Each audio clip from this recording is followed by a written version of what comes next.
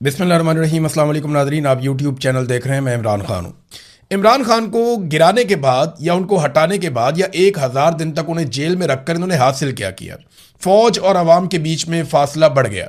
यानी फौज के साथ पाकिस्तानी लोगों का एक रोमांस था और एक लोगों को ये लगता था कि मिलिट्री एस्टेब्लिशमेंट हमेशा से पाकिस्तान के लिए फैसले करती है।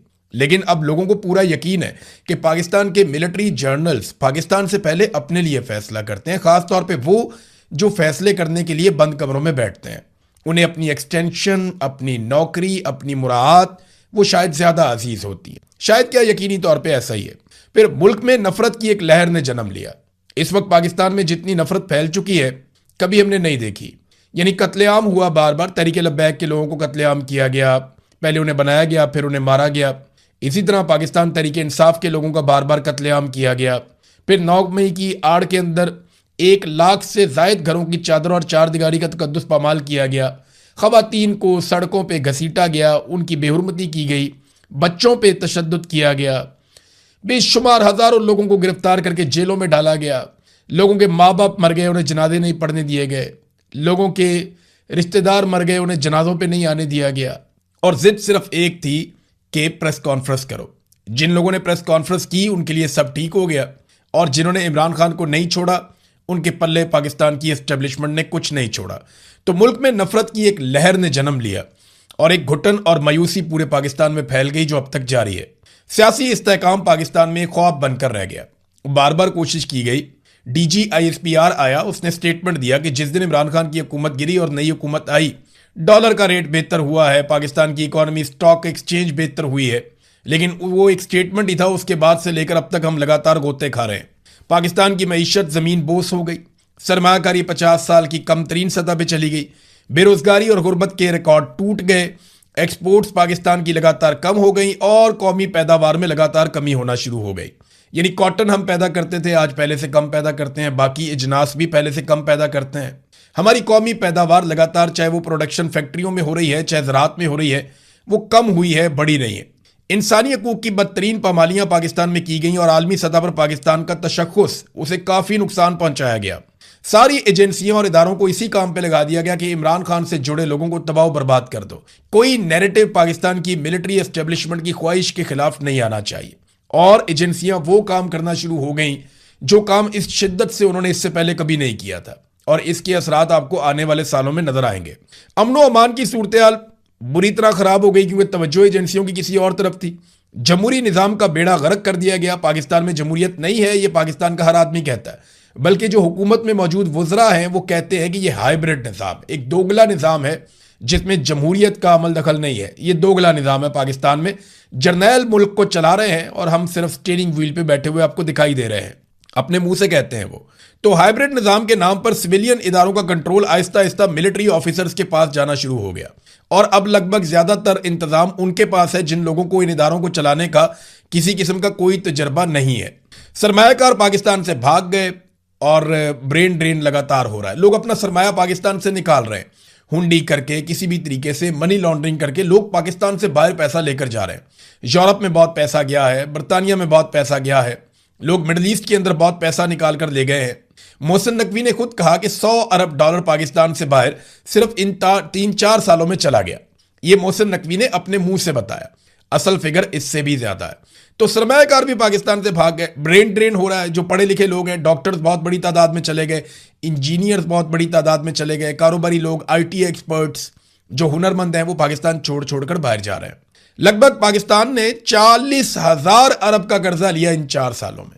40,000 अरब का, इतना कर्जा पाकिस्तान जब से बना तब से लेकर अब तक लिया था। तो कर्जा लेने का भी पाकिस्तान ने सारा रिकॉर्ड तोड़ दिया। पाकिस्तान की मिलिट्री एस्टेब्लिशमेंट ने गुज़िश्ता 4 सालों में सब कुछ करके देख लिया।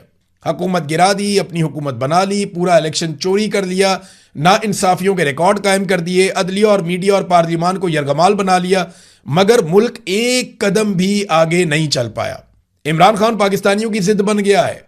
ये बात पाकिस्तान की मिलिट्री एस्टेब्लिशमेंट को समझ जानी चाहिए।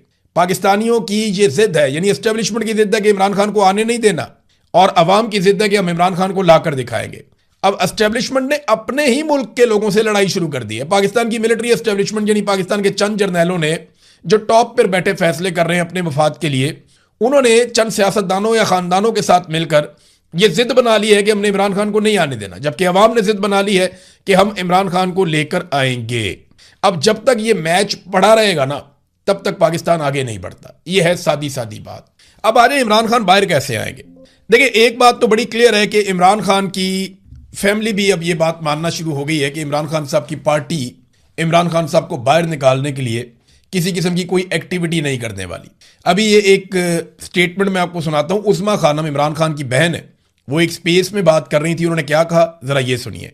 मगर आप दूसरा मगर अभी सेमिया तोड़ने का तो हमारे तक नहीं आया था। हाँ, और जहां आप कह रहे हैं कि ये बिल्कुल हमें, ये नौरीन को पता है कि इनको बड़े लोगों ने कहा कि हमें इंफॉर्मेशन दी कि आपके लोगों ने ही आपकी मुलाकातें बंद कराई हैं, कि आपके लोग ही नहीं चाहते कि आप जाके मुलाकात करें और कोई इंस्ट्रक्शन है। हमें नहीं, हमें किसी ने डायरेक्टली, मगर इंफॉर्मेशन हमें ऐसे आती है। अब अल्लाह जानता है कितनी सच है, मगर हमें भी अब यही महसूस होता है। ये वो कह रही है कि अब हमें ये इंफॉर्मेशन मिली कि बहनों की मुलाकातें भी पार्टी के लोगों ने रुकवाई हैं। ये मैंने ना इससे पहले ये बात सुनी भी थी।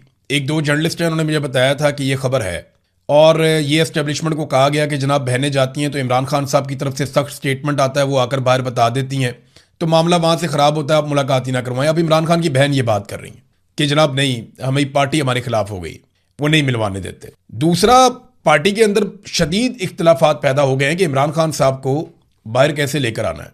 देखिए, इस वक्त कुछ लोग हैं जो चौधरी बने हुए हैं और इमरान खान साहब के आशीर्वाद से बने हुए हैं। उन्होंने ये दावा किया है कि इमरान खान के लिए हम रिलीफ हासिल करके दिखाएंगे, आप चंद महीने खामोश रहें। अब मेरे पास पक्की खबर नहीं है, लेकिन इस्लामाबाद में 3 लोगों ने, डिफरेंट लोगों ने यह दावा किया मेरे साथ, मुझे ये खबर दी, जिनमें से 2 जर्नलिस्ट हैं, एक और मेरा सोर्स है। उन्होंने ये कहा कि अगले 4 महीने तक किसी किस्म का कोई एहतजाज नहीं होगा। मैंने कहा जी क्यों नहीं होगा? उन्होंने कहा जी कि अचकज़ई साहब ने भी और बाकी लोगों ने भी ये कह दिया है कि अभी एहतजाज से आप रुक जाएं, और इन्हें कोई यकीन दहानी करवाई गई है मुबैना तौर पे कि कोई ना कोई रिलीफ आपको मिल जाएगा।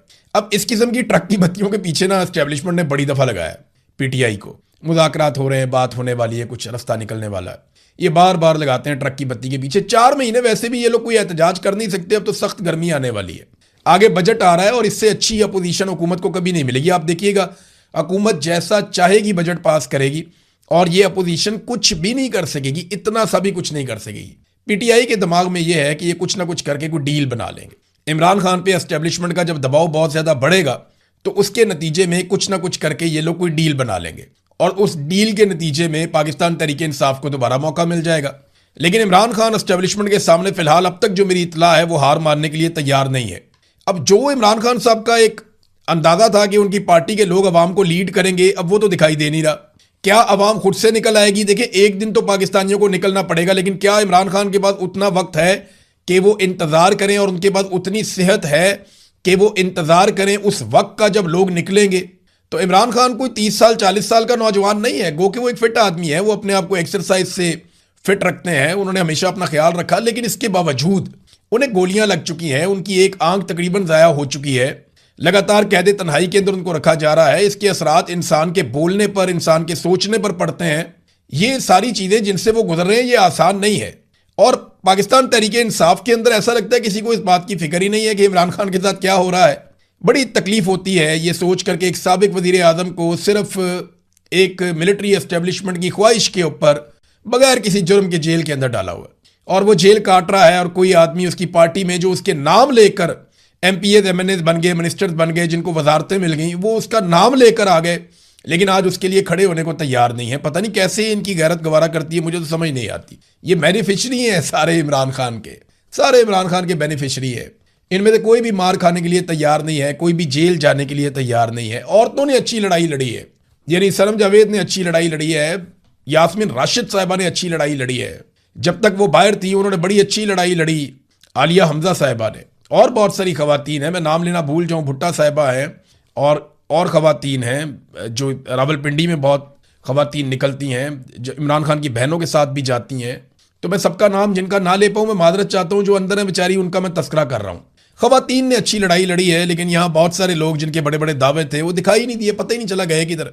तो डील की आस लगाई हुई है तहरीक इंसाफ के लोगों ने कि शायद कोई बात बन जाए। अब नादरीन आए एक बड़ी खबर की तरफ। बड़ी खबर जो बैनुल-अक़वामी फ्रंट से है वो ये है कि ईरान ने अपनी ताज़ा तरीन तजावीज़ का नया मुसव्वदा पाकिस्तान को दिया है कि ये अमेरिका तक पहुंचा दें। अब इससे पहले ईरान ने एक मुसव्वदा दिया था कि अमेरिका के पास ये तजावीज़ लेकर जाएं, उसको मुस्तरद कर दिया डोनाल्ड ट्रंप ने, क्योंकि डोनाल्ड ट्रंप डू मोर कह रहा है कि जनाब और बेहतर डील चाहिए, मुझे मजीद फेस सेविंग चाहिए। अब ईरान एक लेवल से आगे तो दे नहीं सकता, लेकिन ईरान ने अच्छा ये किया कि एक और मरतबा लचक दिखाई है और पाकिस्तान ने ये रिक्वेस्ट भी की है कि अभी किसी किस्म का कोई हमला ना किया जाए, जंगबंदी उसको जारी रखा जाए। अमेरिका ने इसको गैर मुअय्यना मुद्दत के लिए जंगबंदी की हुई है और ईरान जारहियत तो कर नहीं रहा, तो वो बैठा हुआ सुकून से, लेकिन जो नाकाबंदी हुई है वो लगातार ईरान को परेशान कर रही है और हर गुजरते दिन के साथ ईरान के लिए मुश्किलात बढ़ रही हैं। ऐसा नहीं है कि नाकाबंदी से ईरान को कोई प्रॉब्लम नहीं हो रहा, बिल्कुल हो रहा है, काफ़ी प्रॉब्लम हो रहा है और इस प्रॉब्लम का कोई ना कोई हल ईरान को निकालना पड़ेगा। बहरहाल इन्होंने कुछ तरामीम शुदा तजावीज़ दोबारा से पाकिस्तानी हुकूमत के ज़रिए से अमेरिका को भिजवाई हैं। अब इस पर एक मरतबा फिर अमेरिका का स्टेटमेंट आया कि ईरान की भिजवाई गई नई तजावीज़ से मुतमईन नहीं हूं, डोनाल्ड ट्रंप ने फिर कह दिया।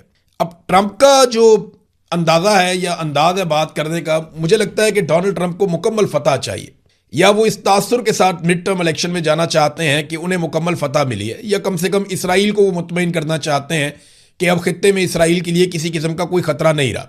देखिए, ईरानी मिसाइल टेक्नोलॉजी से या ड्रोन से कोई इतना बड़ा प्रॉब्लम नहीं है अमेरिका को, वो इसका कोई ना कोई सोल्यूशन निकाल लेंगे। लेकिन अगर ईरान ने एटमी तजर्बा कर लिया तो उसका फिर उनके पास कभी भी कोई हल नहीं होगा। फिर जितनी मर्जी ईरान पे पाबंदियां लगाएं, अल्टीमेटली इनको ईरान से बात करनी पड़ेगी और एक वक्त आएगा कि ईरान नॉर्मल बाकी मुल्कों की तरह जिनके पास एटमी कुव्वत होने का एक सर्टिफिकेट है या जिनके पास एटमी हथियार है, उनकी तरह ईरान भी सर्वाइव करेगा। ईरान को central Asia, Russia, even Pakistan side, India, ये सब ईरान से ताल्लुकात रखते हैं। आप बिल्कुल उसको बंद करके नहीं रख सकते, बहुत बड़ा मुल्क है, एक तरफ उसके तुर्की है, इराक है, ऊपर रशिया है, सेंट्रल एशिया से मिलता है, अफगानिस्तान से मिलता है, पाकिस्तान से मिलता है और बहुत बड़ी सरहदें हैं, सामने की तरफ ओमान है, बहुत सारे खलीजी ममालिक हैं। तो ईरान कोई ऐसे तर्न वाला नहीं है जिसको आप समझें कि बिल्कुल ही एकदम खत्म हो जाएगा। तो अब ये ईरान ने तजावीज़ दी, लेकिन डोनाल्ड ट्रंप ने, क्योंकि डोनाल्ड ट्रंप के कोर्ट में बॉल है तो डोनाल्ड ट्रंप ने ही फैसला करना है कि अब क्या होगा। तो डोनाल्ड ट्रंप ने कहा जी कि वो मुतमईन नहीं है, ये नहीं बताया दोनों ने कि तजावीज़ है क्या। लेकिन ईरान ने मजीद फ्लेक्सिबिलिटी दिखाई है, तो मे बी फ्लेक्सिबिलिटी यही हो कि यूरेनियम को चंद सालों के लिए वो डील दे रहे हो कि जी इतने सालों तक हम कुछ भी नहीं करेंगे, हम आपके मुआहदे के मुताबिक चलेंगे, हम ये चीज़ें तय कर लेते हैं। मे बी ईरान जो है वो इन चीज़ों पे एग्री कर गया हो। और दूसरा, आबना हुर्मुज़ को खोलने के लिए चाइना ने भी अक़वाम मुत्तहिदा में बात की है। ईरान कहता है जी आप ये नाकाबंदी ख़त्म करें, मैं आबना हुर्मुज़ को खोल देता हूँ, तो ये विन विन सिचुएशन हो जाएगी दोनों के लिए। लेकिन ईरान के पास आबना हुर्मुज़ का एक ऐसा पॉइंट अब हमेशा के लिए आ जाएगा कि वो जब चाहेगा ये दुखती रग को पकड़ लिया करेगा। ये बात अमेरिका को और अरब ममालिक को समझ आ गई। वो कोई इसका ऐसा सोल्यूशन निकालेंगे या कोई ऐसा हल निकालेंगे कि बैनुल अक़वामी सतह पे आबना हुर्मुज़ को आइंदा कंट्रोल किया जाएगा, वो कुछ ऐसा करना चाहेंगे। तो ईरान भी अपने आप को मुकम्मल तौर पे बाहर नहीं निकालेगा।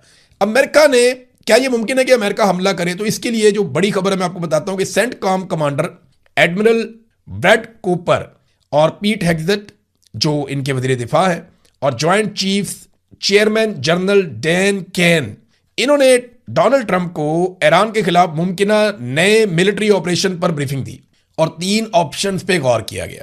यानी डोनाल्ड ट्रंप ने ब्रीफिंग ली है सेंटकॉम के कमांडर से और उसके साथ वज़ीर दिफा थे, उसके बाद जो है वो जॉइंट चीफ चेयरमैन थे और इन सब से उन्होंने ब्रीफिंग ली है और 3 ऑप्शन पे गौर किया गया। नंबर 1 ये है कि मुख्तसर मुद्दत में शदीद तरीन हमला किया जाए ईरान पे और साथ ही मुज़ाकरात करके मामला हल किया जाए ताकि फेस सेविंग हो जाए बड़े पैमाने पे। नंबर 2, आबना हुर्मुज़ पे कब्जे का एक मनसूबा पेश किया गया कि अगर इस पे कब्जा कर दें पूरे तरीके से तो उसमें क्या करना पड़ेगा। नंबर 3, ईरान से अगर अफजूदा यूरेनियम उठाकर लेकर जानी है तो ज़मीनी ऑपरेशन करना है तो उसका तरीक़ाकार क्या होगा। ये 3 ऑप्शंस उनके सामने डोनाल्ड ट्रंप के रखी गई हैं जो अमेरिकन मीडिया में रिपोर्ट हुई। याद रखिएगा कि 26 फरवरी को, यानी 28 फरवरी को अटैक किया था अमेरिका ने और 26 फरवरी को डोनाल्ड ट्रंप को बिल्कुल ऐसी एक ब्रीफिंग दी गई थी हमले से 2 दिन पहले। यानी पिछली मरतबा हमले से 2 दिन पहले बिल्कुल ऐसी ही ब्रीफिंग डोनाल्ड ट्रंप ने ली थी और अब उसी नौइयत की ब्रीफिंग दोबारा डोनाल्ड ट्रंप ने ली है।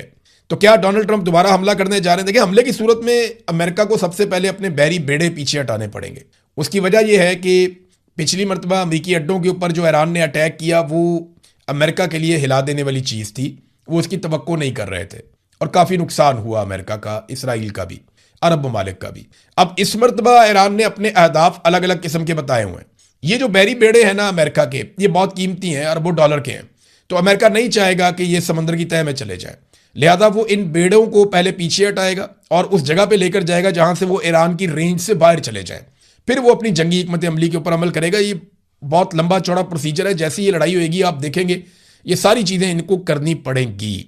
नाज़रीन, अमरीकी सदर को ना अगर वो कोई जंग शुरू कर दे तो 60 दिन के अंदर उसे कांग्रेस से मंजूरी लेनी होती है। इस हवाले से ये अमेरिका का आइन कहता है। तो डोनाल्ड ट्रंप से जब पूछा गया कि जनाब आज 60 दिन मुकम्मल हो गए तो क्या आप कांग्रेस से इसकी अप्रूवल ले रहे हैं, तो कोई इतनी अच्छी पोजीशन तो नहीं है अमेरिका में डोनाल्ड ट्रंप की। तो उन्होंने कहा जी कि मुझे अप्रूवल लेने की जरूरत नहीं है। उसकी वजह यह है कि 60 दिन से पहले जंगबंदी हो चुकी है, यानी हमारी जंगबंदी तो अप्रैल में शुरू में हो गई थी और जंग 60 दिन तक चली नहीं। तो क्योंकि जंगबंदी हो गई है और उन्होंने एक लेटर भी लिख दिया डोनाल्ड ट्रंप ने कि अभी हमारी कोई जंग नहीं चल रही, लिहाजा उनके मुताबिक उन्हें कोई जरूरत नहीं है जंग की इजाजत लेने की ईरान के साथ लड़ाई के हवाले से, क्योंकि जंगबंदी हो चुकी है 60 दिन से पहले।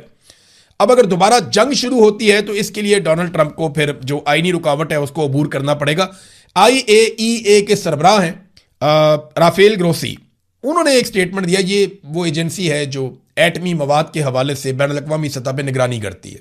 अब राफेल ग्रोसी जो इसके सरबराह है उन्होंने एक स्टेटमेंट दिया। उन्होंने कहा जी कि उनकी इतला के मुताबिक ये कवी इम्कान मौजूद है कि ईरान की जो अफजूदा शुदा यूरेनियम है, जो एनरिचमेंट हो चुकी है यूरेनियम की, जो तैयार है जिससे एटम बम बन सकता है 2 हफ्तों के अंदर अंदर, वो जो यूरेनियम है वो अस्फहान में ही मौजूद है, जो जौहरी मरकज है वहां पे। ये दावा किया उन्होंने। अब अगर वो वहां मौजूद है तो अमेरिका वहां पे कैसे अटैक करेगा। याद रखिएगा इससे पहले जो लड़ाई झगड़ा हुआ था बहुत बड़े पैमाने पे वो इस्फहान में ही हुआ था। इंटरनेशनल फ्रंट पे एक और खबर है नाजरीन के गुज़िश्ता 4 सालों में जो तेल की कीमतें रही हैं बैन अवी सतह पे, आज 4 सालों का रिकॉर्ड टूट गया। तेल की कीमतें बुलंद तरीन सतह पर पहुंच गई हैं और डोनाल्ड ट्रंप के लिए ये काफ़ी सख्त है, क्योंकि बहुत सारे ऐसे ममालिक जो डोनाल्ड ट्रंप के इत्तेहादी हैं वो अब बराह रास्त मुतासर होना शुरू हो गए हैं और कहीं ना कहीं वहाँ पे जो है निज़ाम ज़िंदगी तो मफलूज नहीं हुआ, लेकिन उनके कारोबारी मामलात, उनकी मईशत के मामला जो है वो मुतासर हो रहे हैं।